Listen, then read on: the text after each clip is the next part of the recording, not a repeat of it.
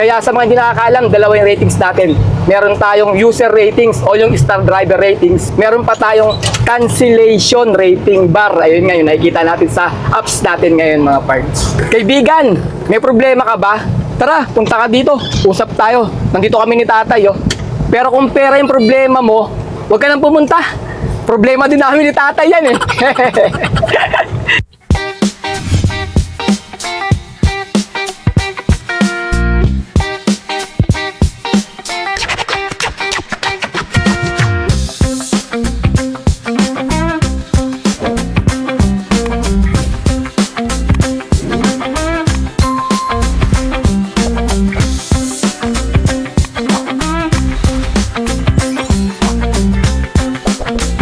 Good day mga pards! Today is another booking day na naman tayo. February 24 ngayon, Tuesday 2026. Time check tayo, 9:50 AM. May first booking na kami from San Bartolome going to Taytay sa halagang 738. Ang layo ng pickup location ay 2.4 km.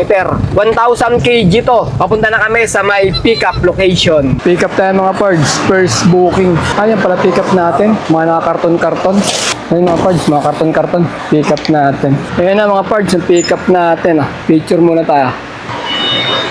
Okay. Time check, 10:13 AM. Meron kami nakuwang pangsabay, pang second booking namin. From Bahay Toro going to Pasig sa halagang 394. Pooling booking to. Ang layo ng pickup location ay 4.6 km. Madadaanan namin mga pards. 1,000 kg to. Papunta na kami sa may pickup location. Bale, sinabay na namin to mga pards, tong pooling booking. Sayang din kasi. Mahirap kasi maghintay ngayon. Kung minsan, kapipili mo ng kapipili, hanggang sa wala ka na makuwang pangsabay. Ganun nangyayari sa amin. Kaya may lumabas ka agad dito na pooling booking. Kahit pooling booking na siya, kinuha ko na para may pansabay lang talaga tayo kasi mahirap kumuha ng booking ngayon pag namimili-mili pa tayo. Lalo tayo natatagalan eh. As bandang huli, wala rin tayong makukuha. Sayang yung oras. Kaya kahit pooling mga pards sinabay na namin to, kinuha ko na. Kasi madadaanan din namin to. Itong papuntang Pasig, Sandoval. Papunta kami ng Taytay, yung unang nakuha nga namin. Kaya sakto lang din. Dagdag kita na rin to mga pards kahit papaano. Ganun nangyayari mga pards mga nakaraang booking namin. Pili kami ng pili ni tatay. Natagalan lang kami. Hanggang sa nangyayari, bungi.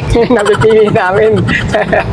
Yung nagiging gurami. Kaya kuha na lang tayo ng kuha ngayon kasi matumal din naman. Basta may lumabas dyan, kita mo okay na, kuhanin mo na kahit mababa yung pamasahe niyan. Pag dumami yun, kahit maliliit yung pamasahe, pag marami na, lalaki rin yung natin, kita natin. Ganun lang diskarte muna ngayon. Wala na tayong arte-arte, pili-pili. Kasi kung minsan nga naman talaga, meron din tsamba. Makakachamba tayo ng malaking pamasahe. Kaso, mas madalas bungi ang nakukuha natin pagka pili tayo talaga ng pili ngayon. Dahil matumal nga yung booking ni Lalamove. Nakakuha kami agad ng pansabay mga pards. Kasi yung namin, Lalamove wallet o yung top up namin, ayan 675. Kailangan talaga mga pards, lalakihan natin yung top up natin o Lalamove wallet natin. Kasi pagka mababa talaga siya, hindi tayo makukuha ng pansabay kahit pares regular booking pa yung kukuhanin natin. Kaya kailangan talaga, top upan nyo na ng 1,000. Ako wala 675 lang pera namin na pang top up Pwede na rin yan.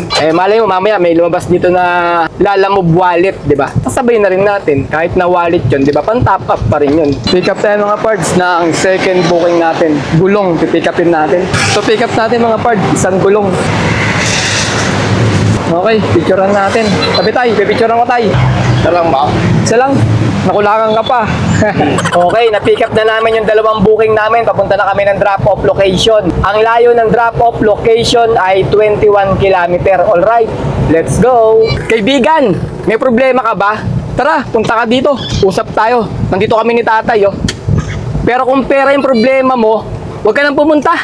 Problema din namin ni tatay yan Unahin na namin to mga parts, tong gulong. Yung muna namin di-deliver. Para yung second dun sa may Taytay. Para dun na kami mag-aabang ng pangatlong booking. Kasi mas maganda sa may Taytay Mas maraming booking dun kaysa sa may Sandoval Avenue, Pasig. Kaya unahin namin tong gulong mga parts. Nung nakaraang vlog ko mga parts, may nag-comment dun. Sabi niya, galing daw siya sa may Lalamove office kasi na-suspended daw siya. Nag-seminar siya. Hindi daw sa cancellation ratings daw, bumababa yung ratings natin. Sabi ng agent daw sa kanya yun pag nag-cancel daw tayo, pwede. Or cancelin daw ng client, pwede daw. Ayun yung pagkakasabi sa kanya. Hindi daw dun bumababa yung ratings natin. Dun daw sa may user ratings. Dun niya nalaman mga pards kasi nag-seminar siya na meron user ratings mga pards. Sa mga bago kay Lalamove ba, yung mga bagong apply lang or mga bago lang yung mga account nila, hindi nila alam na meron pa tayong ibang ratings bukod sa cancellation ratings natin mga pards, yung 4 na bar na yon, di ba? Pagkakala nyo, dun lang bumababa yung ratings natin. Tapos nasususpended tayo, nababan tayo dahil lang sa pag-cancel. Kung bago ka sa apps mo, hindi mo makikita yung user ratings o sinatawag namin dati na star driver ratings mga pards. Kaya yung ratings natin, bumabase tayo sa 2 ratings mga pards. Doon bumababa yung account natin, doon bumabagal o minsan nasuspended tayo or nababan tayo. Kasi ngayon sa apps nila, alam mo, hindi na nakikita yung user ratings o star driver ratings mga pards. Dati, wala pa yung cancellation ratings na kasi galing nga ako sa motorcycle ni Lalamove. Motorcycle rider ako dati. Ang nakikita lang namin yung user ratings o star driver ratings mga pards. Pinakamataas niya 5.0. Pagka may nagreklamo sa'yo, nag-report sa'yo, bumababa yun. Nagiging 4.9, 4.8, 4.5 hanggang sa 2.0 na lang. Ganon. Mabagal na yung account mo pagka bumaba yun ng bumaba. Ngayon, dahil nga sa cancellation ng mga rider, kasi dati nauso yung pinapa-cancel tapos dinediretso pa rin yung booking.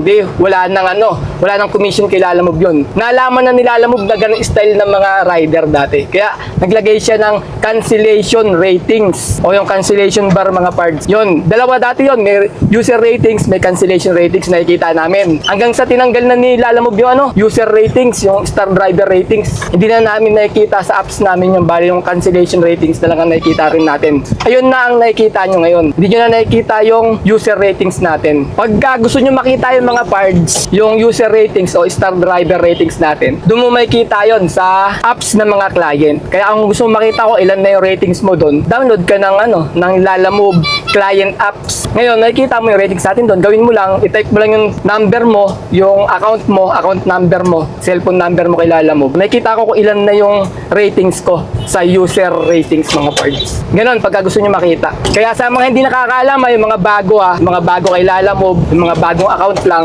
2 ratings natin mga parts doon bumabase. Hindi lang sa cancellation ratings, kundi pati rin sa user ratings. Yung cancellation ratings, report lang sa mga nag-cancel tayo, bigla natin kinancel or kinancel ng client, sinumbong tayo na kasalanan natin, ganyan, kaya bumababa yung ratings natin. May review naman yon sa na-cancel na booking. Tignan nyo ron, may nakalagay dun, review or under review, ganyan. Kaya kailangan magpasa ka ng mga katibayan mo na kasalanan ng client. Tapos, pagka nanalo ka, successful lalabas. Kaya kailangan may ebidensya ka, pipicturan mo na sobrang dami ng items, hindi kasya sa may natin, sa may sasakyan, or sarado, kaya pinapa-cancel mo kasi sarado yung establishmento, ganyan. Wala kang pipick upin. Kailangan may ebidensya ka nga. Tapos, yung user ratings naman, ayun naman yung sa behavior natin mga parts. Halimbawa, nakipagtalo tayo sa customer, nakipagbulyawan tayo, may reklamo tayo, doon naman sila bumabawas sa user ratings. Yung behavior natin yon, kung hindi ba tayo magalang sa customer,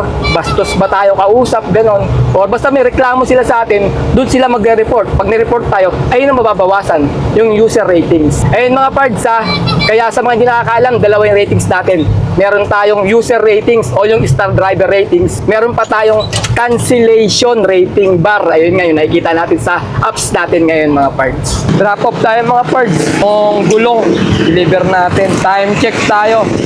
12:11 PM. Babalan namin tong gulong.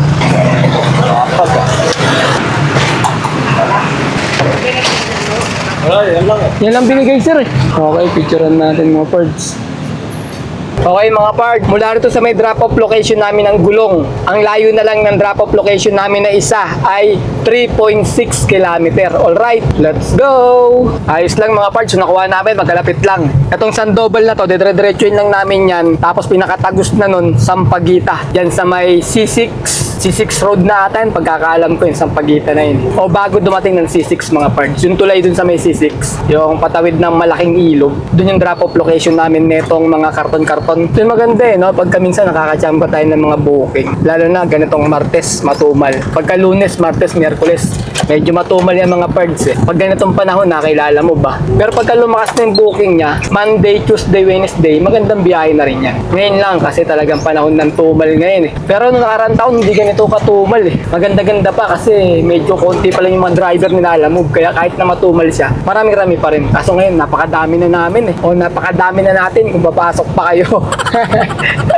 Sandamukal na yung yung mga nagdi-deliver ngayon kay Lalamove. Kaya tsaga-tsaga talaga.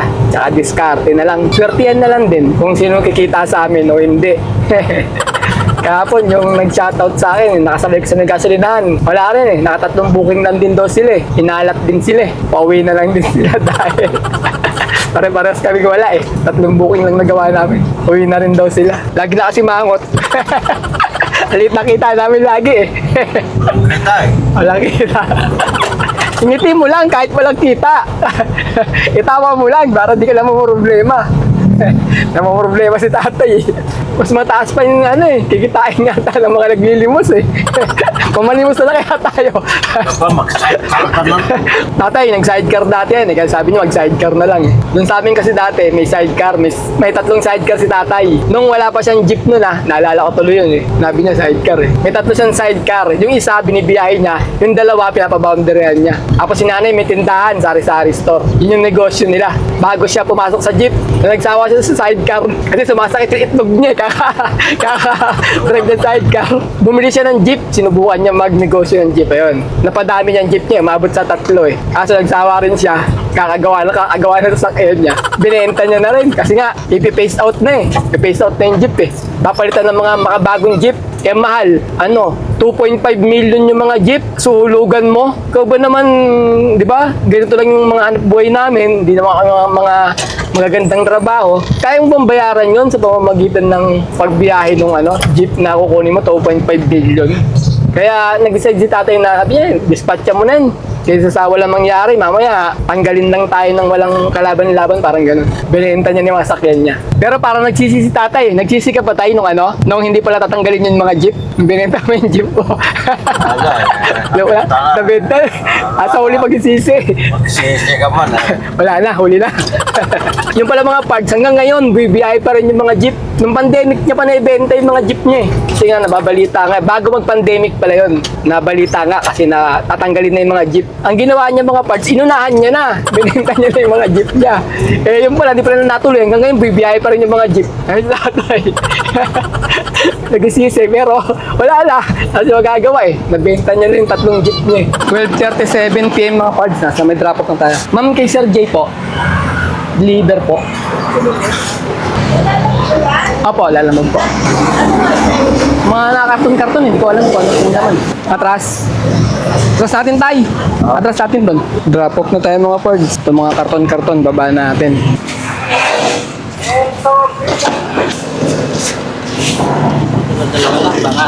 Break time muna tayo mga parts. Kain muna tayo. 12:51 PM na. Nandito kami ngayon sa may pagitan ng C6 Pasig at Pataytay Highway 2000. Likod namin, ayan yung C6 Pasig. Sa harap namin, ayan, pinakadulo na yan, kakanan, ayan na yung Highway 2000. Nasa tapat tayo ng mga mga water lily yata to. Malaking ilog. Tapos tatabunan na siya ng water lily. Parang maulap ngayon mga pards, parang paulan Yung ulap niya maitim-itim, di ba? Nakikita nyo. Ito pala yung ulam namin, paborito ni tatay ito, sisig. Tsaka itong Bicol Express, mga pards. Kasi si tatay kumakain na. Lunahan na ako. Hindi naman ako titirahan ng ulam yan. Kukwento pa kasi, Hindi na lang kumain Okay, kain muna ako mga pards Okay mga pards, tapos na kami manangalian ni tatay. 1:10 PM na. Baba tayo ng Highway 2000 dyan sa may mga mga tela, mga warehouse na mga tela. Doon tayo mag-aabang ng pang third booking natin. Ito na yun, pagkanan na dito, Highway 2000 na to Yan. Pero tatawid tayo ng East Bank Road. Highway 2000 na kami mga pards. Ito yung booking nilalamog dito, dalawa lang. May mga lumalabas kaso naunahan kami. Kaya nag-aabang pa kami ng booking mga pards. Ito lang, dalawa lang. Hindi rin gaano kalakasan ngayon dito sa may Taytay mga pards. Yung booking nilalamog. Tsaga-tsaga lang, abang-abang lang tayo. Naunahan lang ako, may mga lumabas naman eh. Yan meron na naman nag-plus lang. Time check tayo, 1:33 PM. Meron na kaming pang third booking. From Taytay going to Caloocan North sa halagang 812. Ang layo ng pickup location ay 2.4 km. 1,000 kg to. Papunta na kami sa may pick-up location. Pick-up tayo mga parts, third booking natin. Yan mga tela, pick-up natin.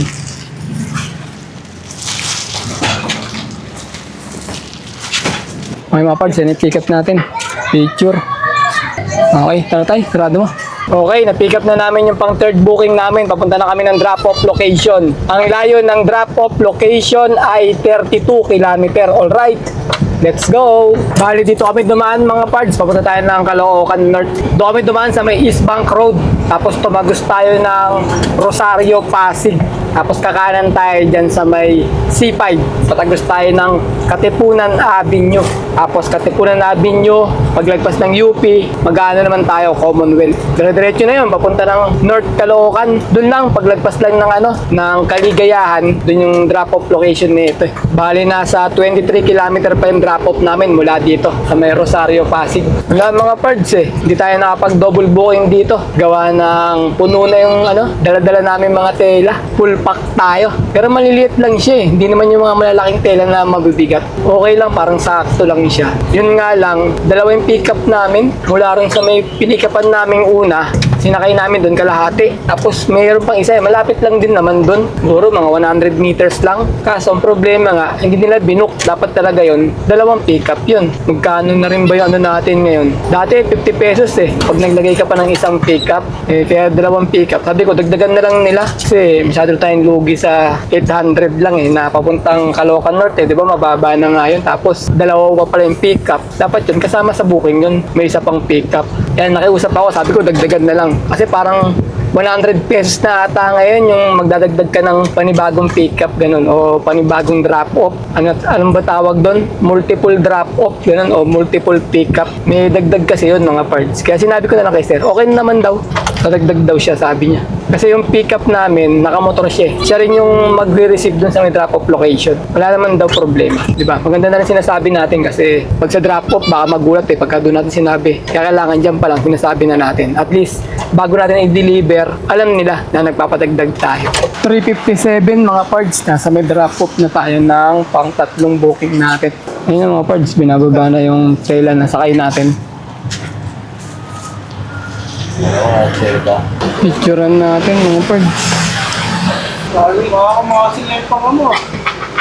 Okay na mga parts, tapos na yung third booking namin. Ito mga parts, yung binigay 812, ginawang 1,000 yung natin, yung pamasahe niya mga parts. Time check tayo, 4:10 PM. May nakuha na kaming pang-apat na booking from Caloocan North going to Novaliches proper sa halagang 241. Ang layo ng pickup location ay 700 meters lang. 300 kg lang to. Papunta na kami sa may pickup location.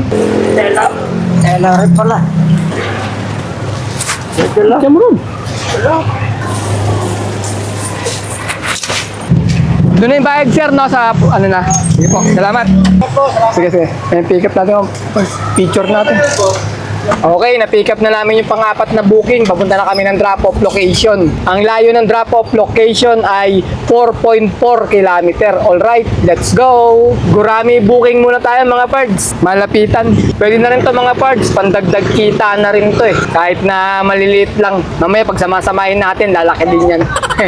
May mga nagko-comment pa rin sa atin mga pards na parang mahina na rin diskarte natin. Kumbaga, lows na yung diskarte. Kasi napapansin nila, ang baba lang kinikita namin. Baguhin na daw namin yung style. Sa amin naman mga parts, nagbablog lang ako, hindi naman para magturo ako kung paano yung diskarte, kung paano kumita ng malaki, di ba? Hindi ko linya yun mga parts Pasensya na kayo kung yung mga nanonood sa akin, iba yung mga baguhan, umaasa na kung paano kumita ng malaki rito kay Lalamove. Hindi ganun yung vlog namin mga parts Sa akin kasi parang ano lang, idea lang. Para magkaroon kayo ng idea sa pagbiyahe dito. Tsaka yung mga ibang kaalaman, sinasabi ko sa inyo, yung mga nalalaman ko. Pero hindi ako nagtuturo dito ng kung paano kumita ng malaki. Nagpa-vlog lang ako for entertainment. Tsaka yung konting kaalaman lang sa pagbiyahe dito. Kaya pasyensya na kayo sa mga bagong subscriber na akala nila nagpa-vlog ako para magturo kung paano kumita ng malaki mga pards. Sa amin ni Tatay, entertainment lang naman. Parang libangan lang din namin to yung pagbablog eh. Kasi nakaka-boring nga rito, nakakasawa bumiyahe kay Lalamove. Sa amin, libangan lang to. Tapos, nagtuturo na rin ako ng konting kaalaman para magkaroon kayo ng idea sa pagbiyahe rito. Di ba lagi ko ang sinasabi sa inyo na kung magpapaturo kayo sa akin kung paano kumita ng malaki, ang mangyayari sa inyo, dalawa na tayo na maliit ang kita. Kasi nga, maliit nga yung kinikita namin. Pinapakita ko nga sa inyo, di ba? Kahit na maliit yung kinikita namin, sinasabi ko sa inyo. Kaya, kung gagayahin nyo kami ni Tatay, malamang dalawa na tayo na maliit ang kikitain. Kasi kami, kung ano lang kaya namin kitain sa isang araw, ganun lang, uwi na kami. Hindi kami yung tipo na na sumasagad para ipakita sa inyo na malaking kita namin. Sa amin, entertainment lang ni Tatay, libangan na lang namin to kasi ako... Palaos na. O yun daw, palaos na. Inamin na ni Tatay, laos na raw kami. Kasi matagal na rin kayo bumibiyahe rito. Kumbaga, pagod na rin yung mga katawan namin mga pards eh, kakabiyahe. Sa amin na lang, entertainment na lang. Kung gusto nyo panoorin, tsaka idea na lang. Yung mga ibang ibang mga katanungan na hindi alam ng ibang mga subscriber natin, sinasagot natin. Ganun na lang yung vlog namin ni Tatay. Baka nung araw pa, nagtuturo ako kung paano kumita naman. Yung malakas pa. Tsaka malakas pa ang biyahe. Dati kasi. Tsaka mataas pa yung pamasahe. Kaya pasensya na kayo sa mga umaasa at nanonood dyan kung paano kumita ng malaki. Hindi kami hinahanap nyo na hero nyo. Na superhero. Hindi kami yun. Hanap na lang kayo ng ibang vlogger na magtuturo sa inyo kung paano kumita ng malaki. Drop off tayo mga parts. Pang-apat na booking. Naglaro pa rin mga tela. 241 ma'am. 241. Time check, 4:56 PM. May nakuha na kaming panlimang booking from San Bartolome going to Santo Cristo sa halagang 506. Priority booking to. Ang layo ng pickup location ay 2.1 kilometer. 1,000 kg to. Papunta na kami sa may pickup location. Pick up tayo mga pards. Pang-limang booking na natin to. Yan yung pick up natin. Ang ano pala yan, yung rubber matting. Yan ang mga pards, pick up natin. Picturean natin mga pards. Okay mga pards, na-pick up na namin yung pang-limang booking namin. Papunta na kami ng drop-off location. Ang layo ng drop-off location ay 7.3 kilometer. Alright, let's go! 5:58 ng hapon mga pards. Nasa may drop-off location na kami ng pang-limang booking. Ano pala to? Quezon City University to Quezon City University. Yung isa branch dun sa may Novaliches. Dito naman, ano naman branch to? Dito sa may Santo Cristo branch. Mga estudyante. Ano daw sila? Yung mga cheerleader. Yan yung ginagamit nila. Apakan. Kaya sila nag-i-ensayo daw. Yun na mga parts, binababa na nila yan. Hindi pa na-picturean. Pero kano kahit malayo. Okay, tara na, okay na tayo. Bali, alas 6 na ng hapon mga pards. Gandito na lang yung ano namin ni Tatay.